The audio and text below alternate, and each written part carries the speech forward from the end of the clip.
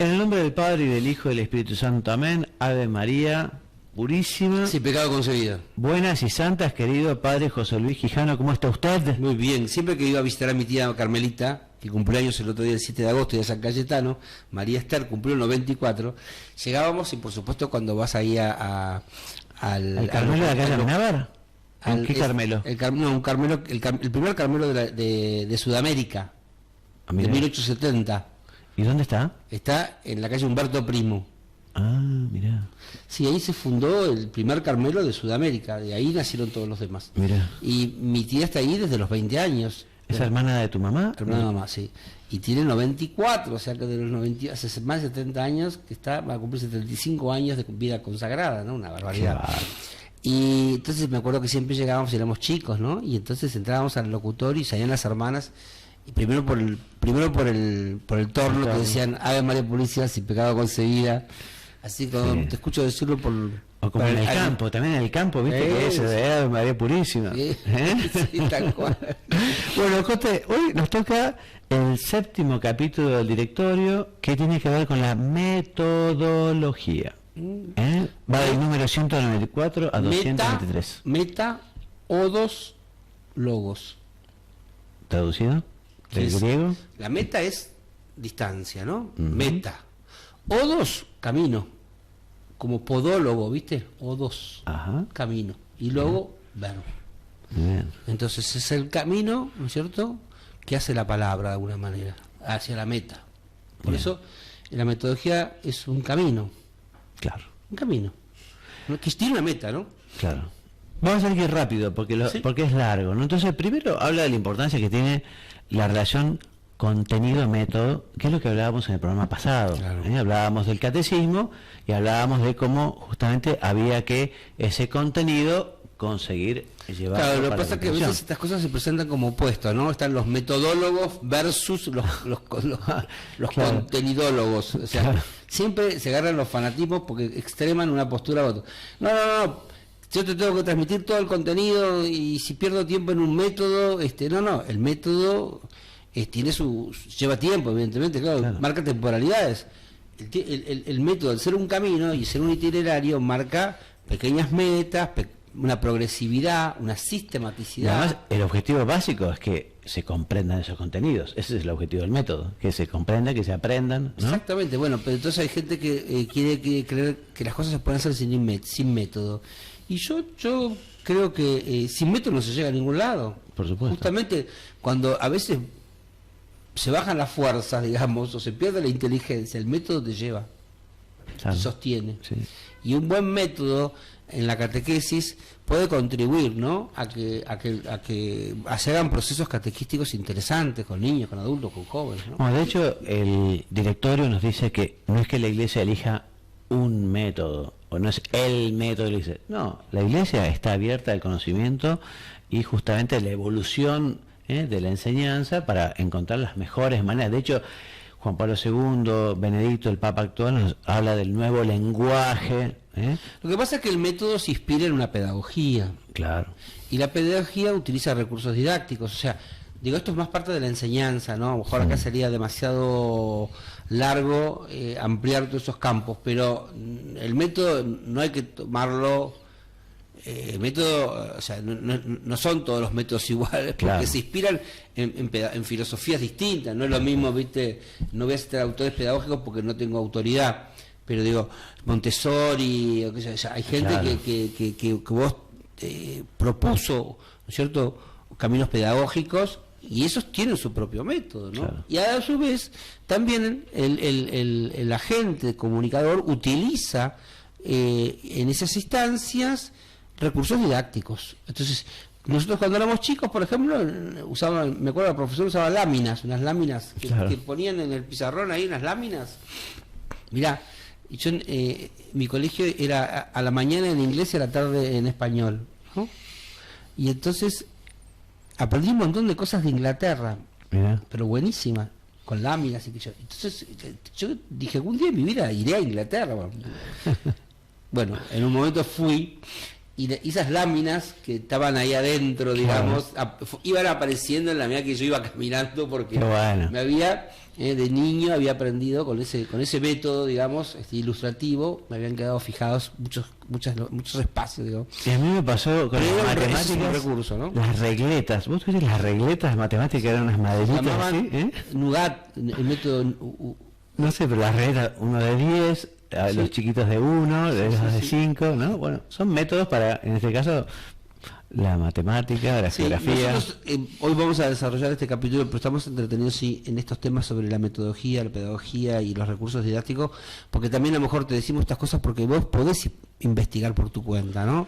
O sea, el tiempo de aquí es mínimo y nosotros no podemos desplegar todo lo que quisiésemos. Entonces, a veces te damos algunos elementos y vos los podés profundizar. Bueno, lo lindo que tiene también el directorio, que a mí me encanta y es uno de los mejores temas, es decir, bueno, ¿y cómo lo hizo Jesús? ¿Cómo lo hizo Jesús? ¿Cómo Jesús llevó su mensaje? Claro. ¿Jesús utilizaba un método? Sí. Claro. Bueno, pero si es Dios, ¿qué va a necesitar de nada? ¿No? Claro. Sí. Pero Dios, cuando se encarna, asume toda la naturaleza humana, incluso asume que el hombre aprende a través de estos caminos, de estos métodos, y no salta, digamos, no dice me voy a otro lugar, sino que voy por el camino del hombre. ¿No? Eso lo va a decir bien San Juan Pablo II, ¿no? Cuando asume y saca la Redentor Hominis, que es su encíclica programática, y dice que el camino de la Iglesia es el camino del hombre. Jesús, cuando se encarna, el Hijo de Dios, toma el camino del hombre, se sube al hombre, llena al hombre de la divinidad, ¿no? Es un cauce, ¿no? Un cauce fundamental, ¿no? Y vos sabés que el directorio también me gusta esto porque hace una revalorización de la memoria. Porque en la educación, y me parece que en la catequesis un poco también, el tema de memorizar fue, como se dice ahora, a veces medio ninguneado, medio dejado de lado, ¿no? Y la memoria tiene su importancia. De hecho, aquí dice, bueno, recordemos que en nuestros padres, en el Antiguo Testamento, bueno, ellos memorizaban, porque además no existía la escritura prácticamente, memorizaban como para poder dar el mensaje. O sea que la memoria ayuda, evidentemente, no debe ser solo la memoria y decir las cosas como un loro, sino que la memoria después te permite que eso mismo se vaya comprendiendo mejor, que quede, que incluso si no quiere enseñarlo, si lo ha memorizado. ¿Vos qué opinas del tema de la memoria? No, te voy a dar una opinión, no me parece que sea una cuestión opinable, digamos, creo que son los recursos que tenemos en los caminos de aprendizaje. Eso. Y la memoria, vos recién presentabas el tema de la memoria bajo una mirada, ¿no? Pero la memoria es una actualización del pasado traído al presente para vivirlo con intensidad. La palabra recordis es pasar por el corazón. Exacto. Entonces, si vos en casa había una valija de cuero de esas viejas que se ataban con un cinturón y ahí adentro estaba lleno de fotos. Y nos encantaba, claro. A los 8 hermanos, abrir esa valija y mirar fotos y preguntarle a mamá y a papá, y que nos decían, nos iban identificando personas, qué sé yo, tíos, abuelos, y bueno. Y entonces esa memoria activa, no sé, esa memoria vital, esa memoria que hacía presente, ¿no? O nuestras fotos de las vacaciones. Y si vos mirá cuando fuimos, entonces vos volvés a vivir. Entonces no es la memoria solamente del que es memorioso y recuerda, sino que es una memoria que hace presente. Por eso, cada vez que uno celebra la Eucaristía, nosotros decimos las palabras de Jesús: hagan esto en memoria mía, ¿no? Y es el memorial salvífico, donde no es una mera reiteración como una escenografía, sino que es una actualización que hace presente la redención una vez más. Y esto yo lo vivo en cada misa. ¿Usted, padre, no se aburre de celebrar misa? Me dicen, no, los chicos, catequesis. Padre, ¿no se aburre todos los días de celebrar misa? Digo, no me aburro. ¿Por qué? Porque no es que hago la misa todos los días, sino lo celebro, la Eucaristía, y hago presente a Jesucristo y actualizo el misterio de la redención. Entonces, es mucho más que hacer solamente algo que yo repito de memoria, ¿no?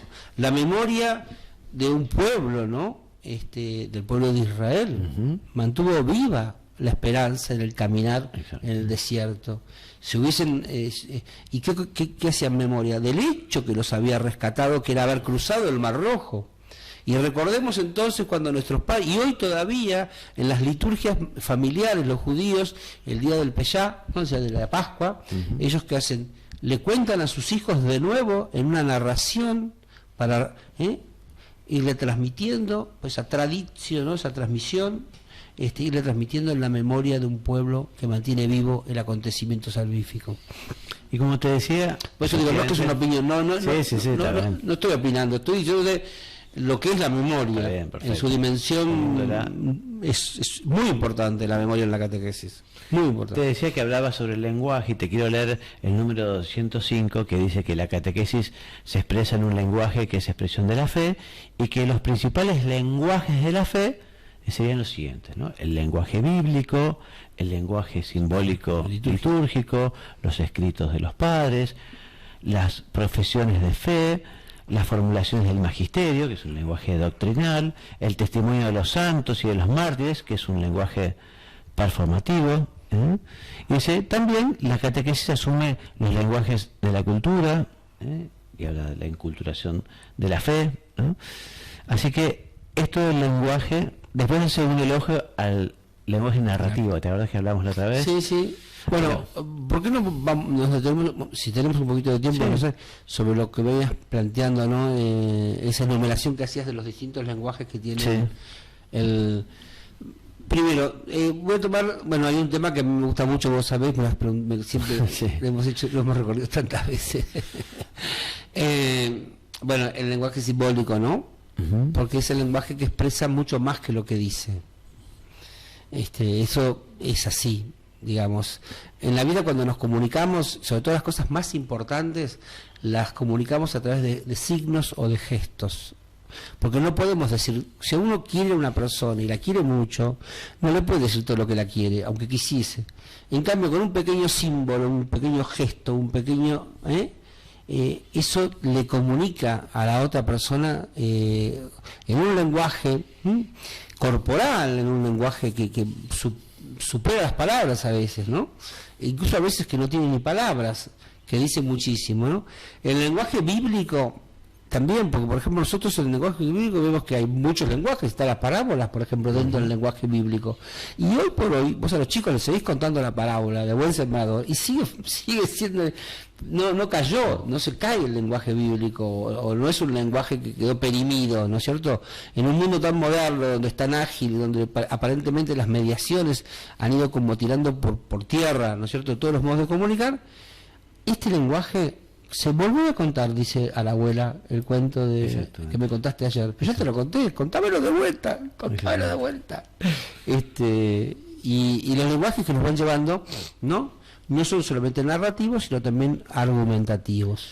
Y también habla del lenguaje del arte, que esto es tan lindo, el arte, ¿no?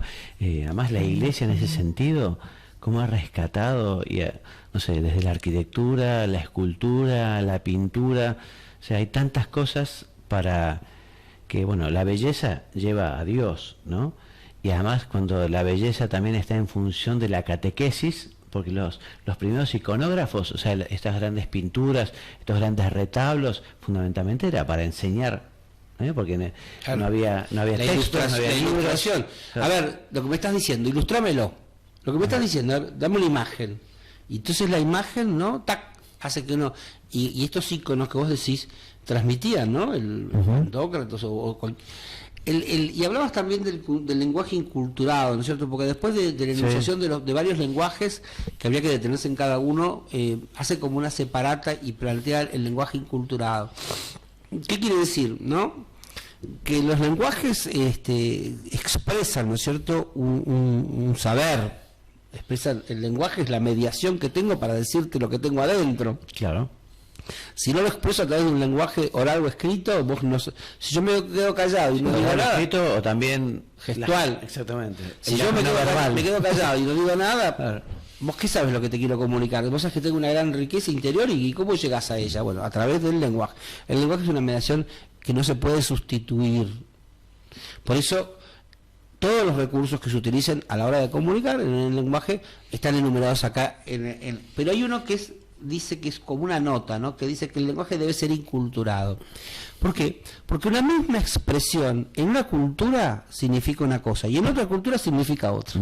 Yo me acuerdo una vez, no sé si será verdad, pero me acuerdo que me quedó grabado, que decía que en las culturas orientales, ¿no es cierto?, que el blanco significaba una cosa, distinta de lo que significaban las culturas occidentales. Ajá.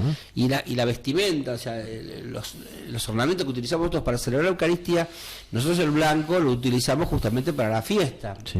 Y para ellos era, bueno, un color que significaba otras cosas. Entonces había que hacer como una explicación, no estaba inculturado, ¿no? O sea, no había respetado los códigos culturales. Y el avasallamiento cultural, ¿no es cierto?, que se hace a veces, por ejemplo, las publicidades, hoy en un mundo globalizado, ¿no?, usan un lenguaje neutro, donde avasallan con la identidad cultural de cada pueblo.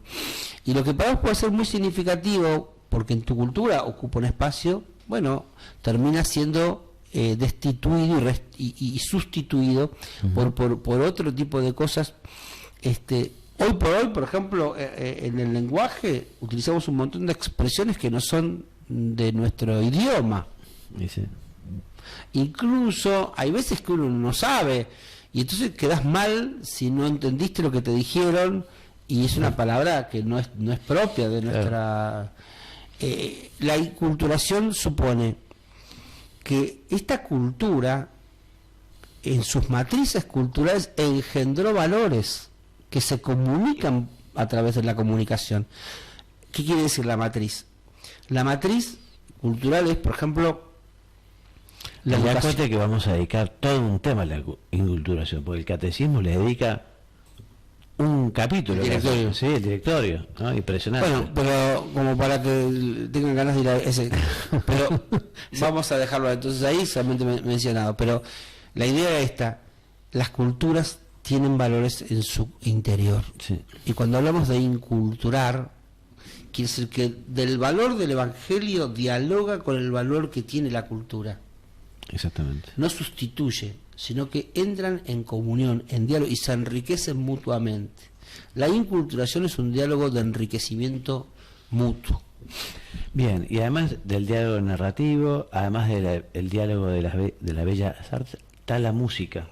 La música también que ocupa un lugar precioso. Exactamente. La música realmente... Celebrábamos el otro día, el 24 de julio, bueno, ya pasaron unos días, el día de San Francisco Solano. Ajá. San Francisco Solano es un gran evangelizador del norte, del NEA, del norte argentino, y lo hizo con el violín.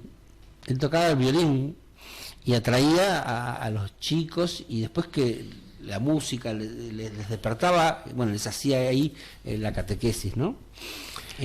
Fíjate que hoy se ha convertido en un instrumento popular de cultura. Por lo menos en Tigre tenemos varias orquestas juveniles, sobre todo en barrios más carenciados, porque es a través de la música que se promueve la dignidad de la persona. La música eleva el alma y eleva a los pensamientos más altos, ¿no? Por supuesto. Como otras músicas pueden degradar a la persona, ¿no? Y el directorio, que es muy actual, y esto es muy lindo, a partir del número 213 nos habla del lenguaje y los instrumentos digitales. Y te voy a leer un poquito, ¿no? Pues ya que estamos, leemos. Dice, las nuevas tecnologías han creado una nueva cultura que afecta a la comunicación y la vida de las personas. En la Iglesia estamos acostumbrados a una comunicación unidireccional. Es necesario aprender modos eficaces de comunicación y garantizar una presencia en la red que sea testigo de los valores evangélicos. Estamos en sintonía nosotros con esto. Perfectamente, mira, pero ahí el concepto que es interesante detenerse es la distinción que hace en la comunicación unidireccional y la comunicación en red. Nosotros, porque eso habla de una estructura de poder también. Mira. Claro, la comunicación es un instrumento de dominio, o puede ser un instrumento de emancipación o de dignidad, de promoción. El lenguaje siempre ha sido una herramienta. Sí, sí. Y entonces, cuando es unidireccional, yo hablo y los demás escuchan. Bueno, acá es pobres escuchan y no tenemos la posibilidad de ser interactivos. En la misa que celebro por la mañana, que lo hago también en modo digital, tengo muchísimas personas que están permanentemente ingresando con sus apreciaciones y con sus comentarios y con sus pedidos y sus solicitudes. O sea, lo que enriquece a la persona es el diálogo, porque es donde ambos ¿no es cierto?, se encuentran. El diálogo es el lugar de la comunión. Ese es el lugar que enriquece al ser humano, porque el diálogo es la cara verbal del amor, el diálogo amoroso. Cuando la autoridad se constituye en la única verdad que dirige a todo el mundo, de uno a muchos, todos dicen lo que hay que dice, que puede ser que la tenga clara y que la sepa, pero no siempre. En cambio, el lenguaje que se utiliza en un sistema circular de red hace que muchos conversen con muchos y muchos busquen, ¿no?, acrecentar el saber. El saber se descubre en la búsqueda, ¿no es cierto?, en la pesquisa, en la indagación. Bueno, y en este capítulo sobre metodología que estamos tratando, los últimos dos temas metodológicos son el grupo y el espacio, ¿no? Entonces, el grupo, evidentemente, para la catequesis, vos lo dijiste un montón de veces, ayuda muchísimo, porque efectivamente la comunidad, ¿no?, enriquece la comunidad, digamos, la iglesia, el pueblo de Dios. Los catequistas fundamentalmente quieren reunir a las personas para que juntos consigamos conocer al Señor, ¿no? A mí lo de los grupos es una cosa que yo he descubierto de más grande, ¿sabes, Cote? Porque yo te conté, la catequesis mía fue de primera comunión, una tía abuela fue la que me enseñó, y la de confirmación fue mi madre, ¿no? Después el párroco me tomó un examen, ¿no? Pero ya de grande fue cuando empecé, digamos, a darme cuenta cómo efectivamente el grupo a uno le suma, ¿no? Es más, actualmente estoy yo formando un grupo con matrimonios, ¿no?, que hacemos unas reuniones mensuales, y realmente cuando el grupo es de amigos, de gente que se quiere, gente que se conoce, bueno, realmente el grupo a uno lo apoya, lo empuja, tira para arriba, ¿no?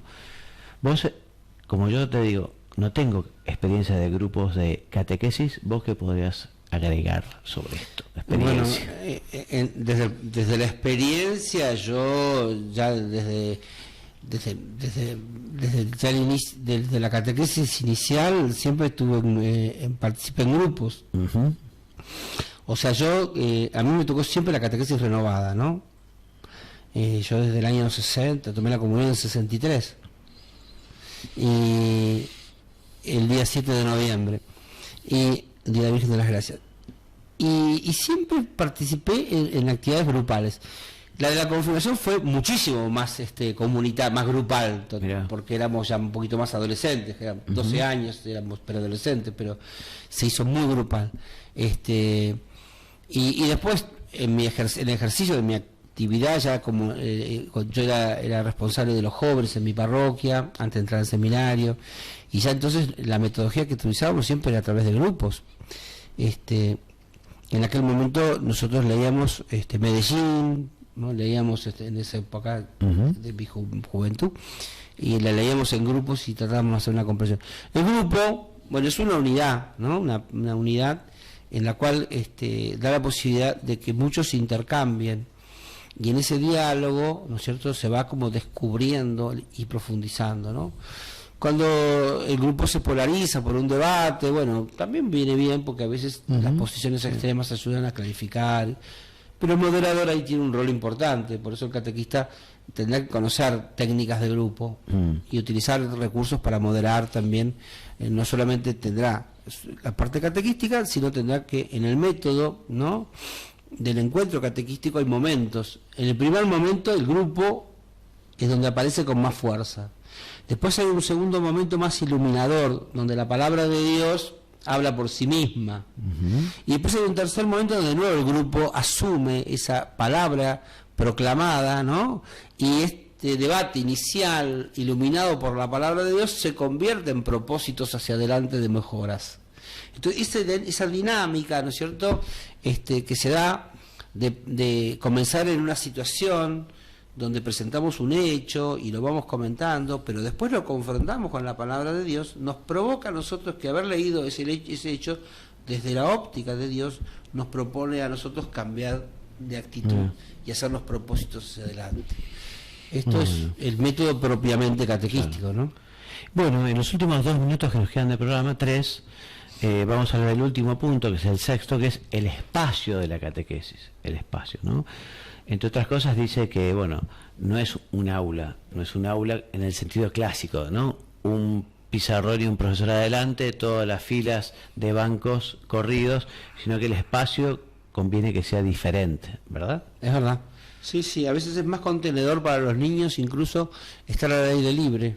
Nosotros tenemos, gracias a Dios, en la parroquia un jardín enorme y entonces muchas actividades las hacemos aprovechando ese lugar. Claro. Y el chico se porta mejor a veces en un espacio abierto, es más contenedor y que el espacio cerrado donde tiende a veces bueno, mostrar al compañerito o hacer un poco de combatir disciplina. Pero los espacios no son solamente espacios físicos, también son espacios temporales. También. Y los espacios temporales son importantes marcarlos porque la catequesis fue encontrando otros horarios. En los últimos 20, 30 años se modificaron muchísimo los horarios de la catequesis. ¿En qué sentido? Y nada, por ejemplo, los grupos de papás que vienen de trabajar son por la noche. O algunas actividades que son el fin de semana, tratando de favorecer, digamos. ¿Por qué no? Porque se pensaba, ¿no es cierto?, que los horarios...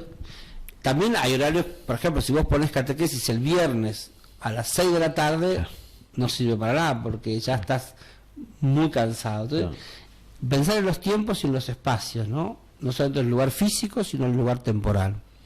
Bueno, Cote, estamos a 26 minutos, conseguimos terminar el capítulo. Dios mediante, la semana que viene seguiremos el capítulo 8, que es la catequesis en la vida de las personas. Interesantísimo. Así que bueno, nos despedimos. ¿Podés darnos una bendición de despedida, Cote, por ejemplo? De despedida no, de inicio se llama esta bendición, porque a partir de acá, si llegaste hasta acá en el programa, de acá vas a hacer tu misión como catequista, y que Dios te bendiga, te concede esa gracia en nombre del Padre, del Hijo y del Espíritu Santo. Amén. Gracias.